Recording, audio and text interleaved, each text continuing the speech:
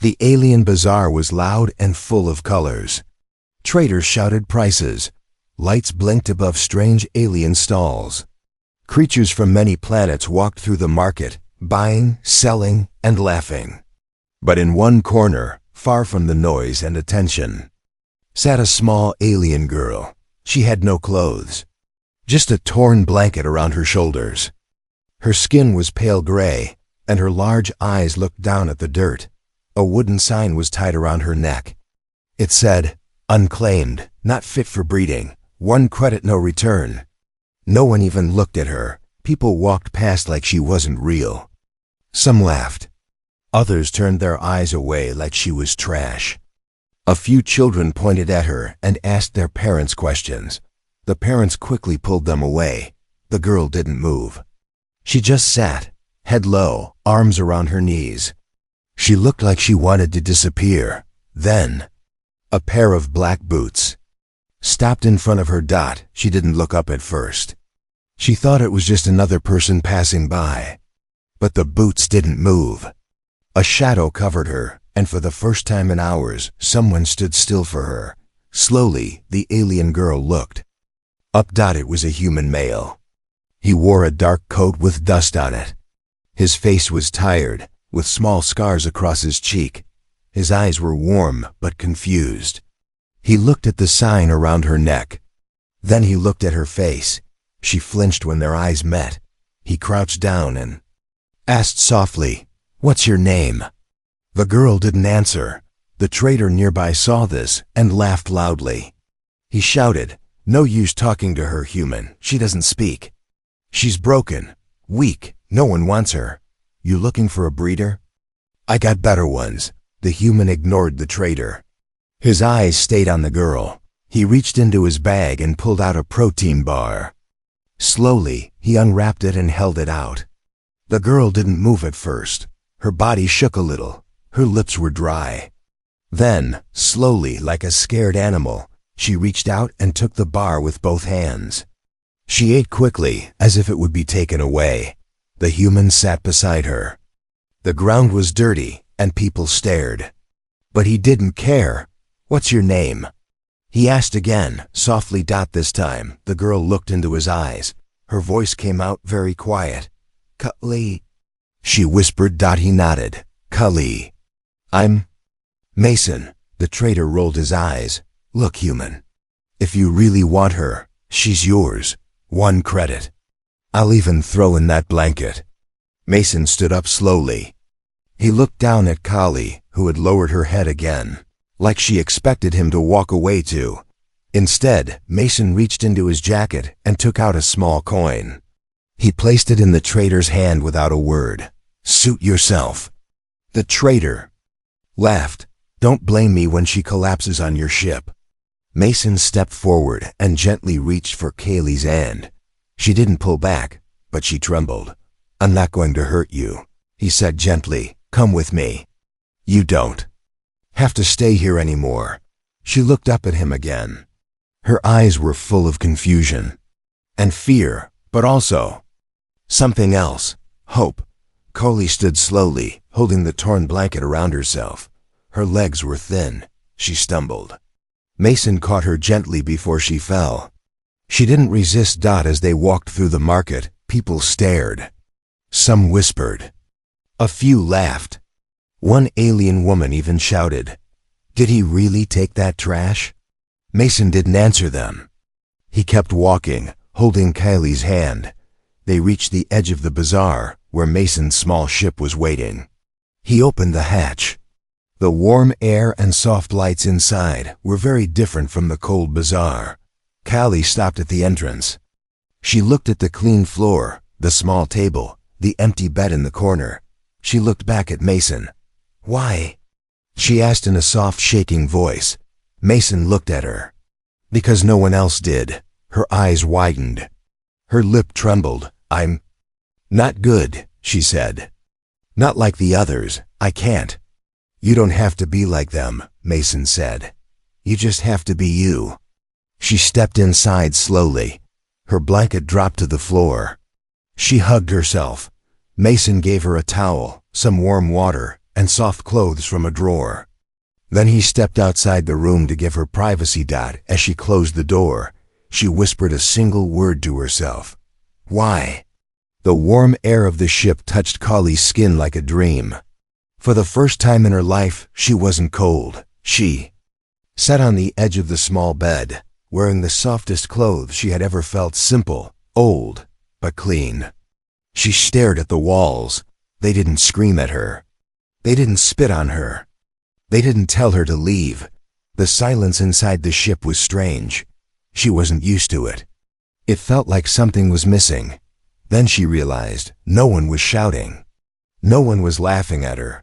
No one was calling her useless. Kali hugged her knees and whispered, "Why?" Outside the room, Mason sat on the floor of the hallway, leaning against the wall. He had given her space, given her food, even given her his bed, and still, he didn't understand why she looked more afraid now than in the market. He sighed. He'd seen many things in his life: wars, broken machines, dying planets. But this girl, this orphan, she was something different. Something forgotten. He stood up and knocked gently. "You okay?" No answer. He waited. Then the door creaked open just a little. Kali peeked out. Her eyes were red from silent crying. "I didn't understand," she whispered. Mason stepped back. "Understand what?" She looked at him confused.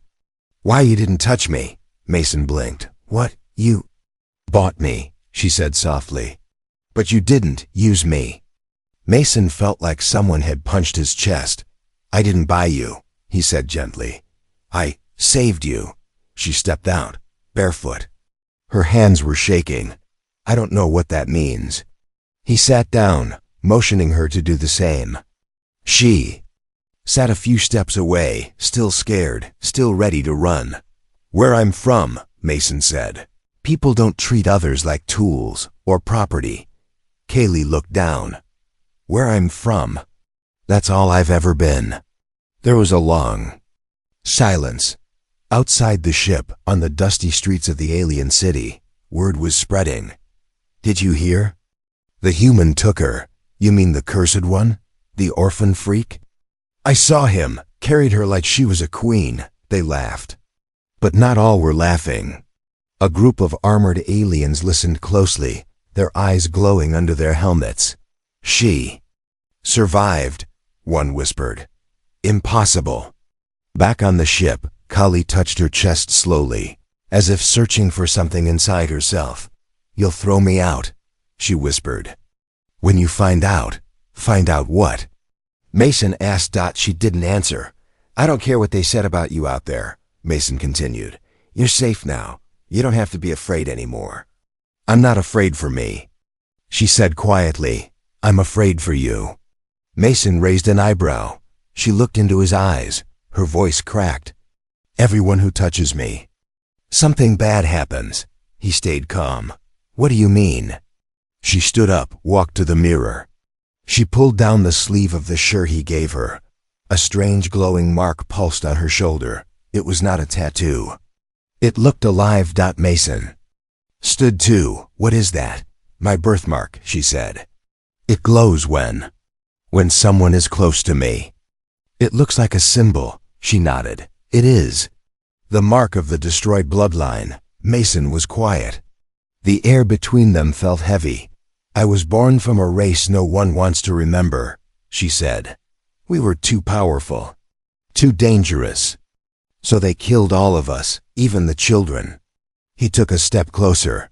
"But you survived." "I shouldn't have." She turned to him. "Do you understand now? Why no one wants to be near me? Why no one wants to mate with me? They fear me. Or they want to kill me." Mason didn't move away. Instead, he sat down again. "I don't fear you." Kali stared at him, frozen. "I don't care who you were born from," he said. "I care who you are now." Tears filled her eyes again, but this time, they weren't from pain. They were from something strange, something new. She looked at her hand. Will you still let me stay?" Mason smiled, As long as you want. And in the darkness outside, far away, someone whispered in a hidden chamber, "The last one has been found. And she's with a human." The scream shattered the silence. Mason jumped from his bed, heart racing. He grabbed his pulse pistol and rushed down the hallway. The scream had come from Kaylee's room. "Kaylee?" He threw the door open. She was curled in the corner, arms over her head, eyes shut tight, body shaking. The sheets were torn, the pillow thrown. Her breath came in sharp, panicked gasps. "Kaylee, it's me, it's Mason," he said, stepping forward. "No, don't touch me." She screamed. He froze. Her glowing shoulder mark burned bright red. It flickered like fire, angry, wild, unstable. Then she opened her eyes. And they weren't hers. They were glowing white, and when she spoke again, it wasn't her voice. "They are coming. Blood must be paid." Mason stepped back, shocked. Suddenly, Kaylee collapsed. The glow in her eyes vanished. Her body fell still. Mason rushed to her side, dropped his weapon, and gently lifted her. "Kaylee, can you hear me?" Her eyes fluttered open. She looked up at him, lost and afraid. "I'm sorry," she whispered. "I didn't mean to. It just happens sometimes." "What was that?" he asked. She looked away. "A curse." Later, after she had calmed down, Kaylee sat wrapped in a blanket, sipping warm broth. Mason sat across from her, his face tense with concern. "You said you're cursed," he said. "Tell me everything." She looked into her cup for a long time, then finally spoke. "I was born during a red eclipse," she began. "My people believed it was a bad sign. They said I brought misfortune. My mother tried to hide me, but someone told the priest. He marked me." "With that symbol?" Mason asked. She nodded. "They said it would protect others from me, but it didn't." She lifted her hand and stared at it like it wasn't hers. "When I was 5, everyone in my shelter died. No one knew how, no wounds, just gone. I was the only one left." Mason leaned in. "That's not your fault." "That's what the next family said," she replied bitterly. "Until their house burned down while I slept." Mason frowned. "You think the curse did all that?" "I don't know," her voice cracked. "But every time someone showed me kindness, they vanished. Or worse." Mason sat back, thinking. Then he opened a small tablet and began running scans through his ship's database. "What are you doing?" she asked, "checking the symbol on your shoulder. Maybe it's not a curse. Maybe it's something else." Minutes passed. Then the tablet beeped. Mason's eyes widened. "What is it?" Kaylee asked, suddenly tense.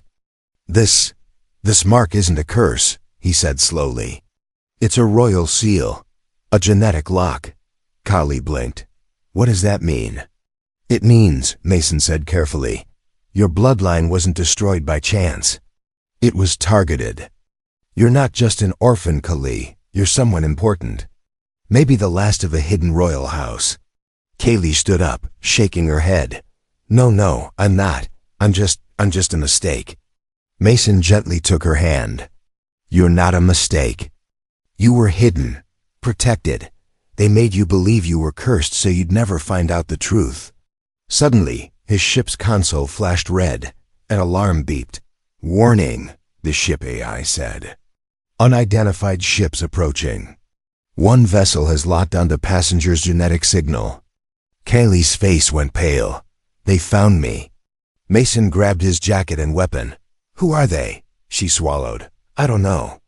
But last time they came, I barely escaped with my life." Mason's jaw tightened. "They're not taking you." "Not while I'm breathing." Outside, 3 dark ships hovered silently above the planet's sky. Cloaked and armed inside one of them, a shadowy figure stared at Kaylee's image on a screen. "She has awakened," the figure hissed. "And she's with a human." The lights in the ship turned red. "Prepare to take her alive. Kill the human if you must." The lights in the ship turned dark red. Mason moved quickly, locking the doors and powering the shields. Outside, 3 silent ships circled above like hungry predators. But inside there was calm, because Kylie wasn't crying this time. She was silent. Still. Frozen dot, she stood near the window, her eyes wide, watching the sky. Her lips moved, but no sound came out. Mason walked to her side. "Kaylee, they haven't landed yet." "We have time," she whispered. "Why aren't you running?" He blinked. "What? You saw what I am. You saw the ships. You heard the warning. Most people would throw me out and run. Why are you still here?" Mason looked at her, this thin, trembling girl once abandoned in a dirty market like garbage. He remembered the look in her eyes when she ate that first protein bar. The way she flinched when he offered her kindness. "I didn't come this far just to walk away now," he said. She stared at him like he was the one glowing. Kaylee sat on the floor while Mason worked at the ship's console. He was setting a false trail, trying to delay their enemies. But in the back of his mind, he knew. They were out of time. Kaylee spoke, her voice low. "I don't know why I feel safer with you. But I do." Mason didn't turn around. "Maybe because I see you, not what they say you are." She watched him work.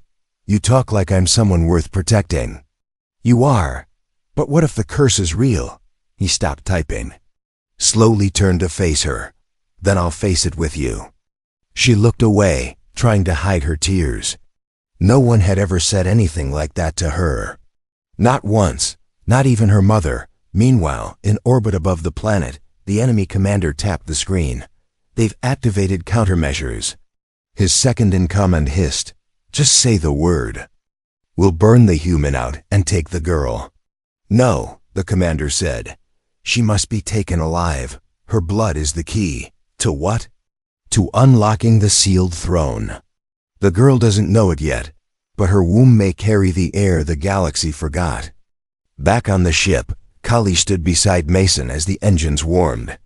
"I don't know how to fight," she said softly. "That's okay," Mason replied, checking the fuel lines. "You don't need to fight. You just need to trust me." She bit her lip. "Everyone who trusted me before, they died. I'm not them." He smiled. She didn't smile back, but she stepped closer to him and put her hand on his arm. It was a small thing, but to her, it was everything. Later that night, they floated silently above a desert moon, hiding under the magnetic storms. Kaylee sat beside Mason, wrapped in a blanket, looking out at the stars. "Do you think they'll chase us forever?" she asked. "Probably," he said. "And you're okay with that?" He looked at her. "As long as you're with me, yeah." She finally smiled, a real one. Soft, fragile, but true, and for the first time in her life. She believed someone meant it, but far away in a hidden control room, the commander smiled coldly. "She smiles now," he said. "Let her." He tapped the red screen again. "Because next, she cry." The storm outside raged like fire across the sky. Thunder rolled across the desert moon. Lightning flashed red and blue across the ship's windows. But inside, it was quiet.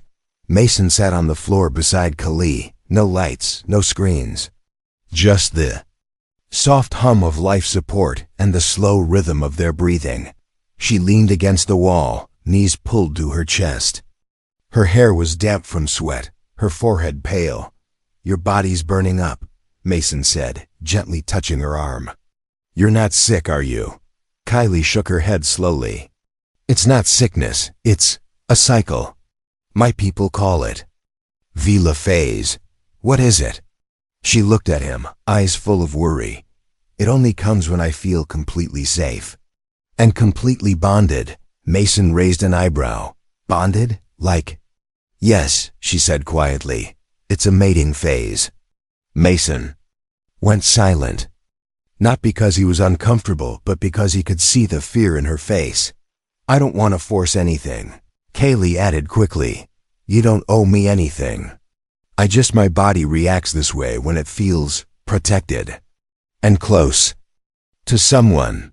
Mason looked down at her hands, shaking in her lap. "You think I'll run?"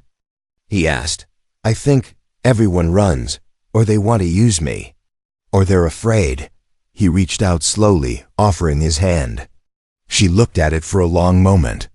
Then, with trembling fingers, she took it. "I'm not afraid," he said softly. "Not of you." Her lips quivered. "Even now?" He nodded. "Even now." Later that night, Kali lay curled under a soft blanket on the bed, while Mason sat beside her. He never touched her without asking. He never crossed the line, but his presence. It was the only medicine she needed. "You know," she said. In a whisper, "In my culture, we believe that true bonding doesn't happen through the body first. It happens through silence." "Silence?" She nodded. "When you can sit beside someone in quiet and still feel warm." Mason smiled. "Then I guess we're bonded." She reached for his hand again. Their fingers locked. And in that moment, her body shimmered. The glowing mark on her shoulder spread. Lines of ancient light tracing down her arm like vines, wrapping around her ribs, across her heart. Mason gasped. "Your mark, it's changing." Kaylee didn't look afraid. "I think it's reacting to you," she said. "No one else ever touched me without hurting. You healed something inside me." The ship lights flickered. The system AI suddenly beeped. "New signal detected. Biolink confirmed. Bond complete." "What does that mean?" Mason asked, eyes narrowing. Callie sat up slowly. Her hands rested on her stomach. "I don't know," she whispered. "But I feel full, like life just bloomed inside me." Mason's breath caught in his throat. "Callie, are you saying?" "I don't know yet," she said. "But if it's true, you didn't just save me. You saved something that was supposed to be gone forever." Meanwhile, in the shadows of deep space, the enemy commander slammed his fist on the table. "The bond is complete," one of the officers said. "The human has awakened her bloodline." The commander growled. "She carries a royal seed now. And if that child is born, everything we buried will rise again." He turned to the screen, watching Kylie's image as she smiled beside the human. "Find them," he snarled. "Kill the human, and take the girl, alive." Back on the ship, Kylie curled closer to Mason as he sat awake beside her. "I'm scared," she whispered. He looked down at her. "Me too." She smiled gently. "Then maybe we're strong together." Mason brushed a hand through her hair. "No matter what's coming, I won't leave you." Outside, the storm began to fade, but far across the stars, a war was rising. Asterisk, the stars outside the ship had changed color. Mason didn't notice at first. He was watching Kaylee sleep. Her breath was calm, her face peaceful. A soft glow still shimmered under her skin, the same light that had awakened when she bonded with him. But then, the ship shook. Not from outside. From inside. "Warning," said the ship's eye in a strange, shaky voice. "DNA signature detected. Unknown royal class. Accessing ancient archive." Mason stood up fast. "What archive?" "This isn't even a military ship. This ship was once part of the old Alliance fleet," the AI said. "Hidden data unlocked by royal blood." "Confirmed." A hidden panel opened from the wall. Dust flew. A small metal cube rose from the floor, glowing with the same energy Kaylee's body had shown. Mason stepped back. "What is that?" Kaylee stirred. Her eyes blinked open. She saw the cube. Her face changed. "I've seen that. In dreams," she said. The cube clicked open, and a voice filled the ship. Not robotic, not machine. It was a woman's voice, calm, regal, "To the last of my blood. If you are hearing this, it means the line has survived." Callie stood up slowly. Mason stood beside her. "You are my heir. My child. The empire is gone, but inside you the power sleeps." The cube projected a vision Kaylee's face, next to a tall, proud queen with glowing markings. Mason's jaw dropped. That's you." "No," Carly whispered. That's my mother, the voice continued. You were hidden on purpose. They feared you. Our enemies knew that only a child born under the red eclipse could unlock the throne protocol. Kaylee shook her head. What's the throne protocol? Mason stepped forward. Wait, is this why they want you? Yes, the voice replied. You are the last key, and now that you are bonded, your child may one day rule the stars. Kali staggered back. Her legs hit the edge of the bed. I'm not ready to be royalty, she whispered. I'm not ready to carry a future. Mason sat beside her. You don't have to be ready right now. You just have to believe it's possible. Suddenly, the ship's alarm blared. Enemy vessel incoming. No cloaking. Full weapons charge. Kaylee stood stronger now. They're not here for just me anymore. They're here for what's growing inside me. Above the planet, the enemy commander stared coldly at the signal. It's confirmed, said his tech officer. She's awakened the royal code. The commander's eyes narrowed. Prepare to breach, but sir. The ship is shielded, I said prepare to breach. If we delay, the heir might be born. Back in the ship, Kali touched her stomach lightly. Mason looked at her, then out the window. You said your people ruled stars? She nodded slowly. Well, he said, loading his blaster, let's show them what happens when they try to take a queen. Asterisk Mason stood in the center of the ship, loading his last power cell into the blaster. Outside, the enemy ship blocked out the stars. Kali sat silently, her hand resting over her stomach, her other hand glowing. The mark on her body pulsed brighter than ever. She looked at Mason, not with fear this time, but something stronger. Faith. Double quotes Mason. She said softly, you can still escape. Use the escape pod. They want me, not you. He didn't even blink. You're wrong, he said. They want US, and I'm not running. But you could die. He turned toward her. I'd rather die protecting you than live knowing I left you behind. Her lips trembled. Not from fear but love. The enemy ship fired a warning blast. Mason's shields held, but not for long. Warning, said the AI. Breach-in party incoming. 5 hostiles. Boarding in 20 seconds. Kaylee stood up. The air around her shimmered. Her body gave off warmth like fire. The ancient mark on her shoulder lit up fully, wrapping across her chest, her back, her face. I don't know how, but I feel something inside me waking up, she said. Mason stepped beside her, weapon ready. Then let it wake. The door exploded. 5 armored hunters entered, guns drawn, shouting in a harsh alien tongue. The first one saw Kylie and stepped forward, then stopped. Her eyes were glowing white. She raised her hand, and the entire floor shook. The hunter dropped his weapon. I am not cursed, Kylie said. I am chosen. A wave of invisible force slammed the invaders back into the wall. 2 fell unconscious. 1 screamed and crawled out the door. The last 2 fired. Mason didn't move. He aimed and shot first. 1 dropped. The other fired wildly until Kaylee raised both her hands. The shot froze in midair, then shattered into glowing dust. The remaining hunter turned to run. Mason stepped forward and aimed. Tell your commander, the bloodline lives, and she's not alone. The hunter fled.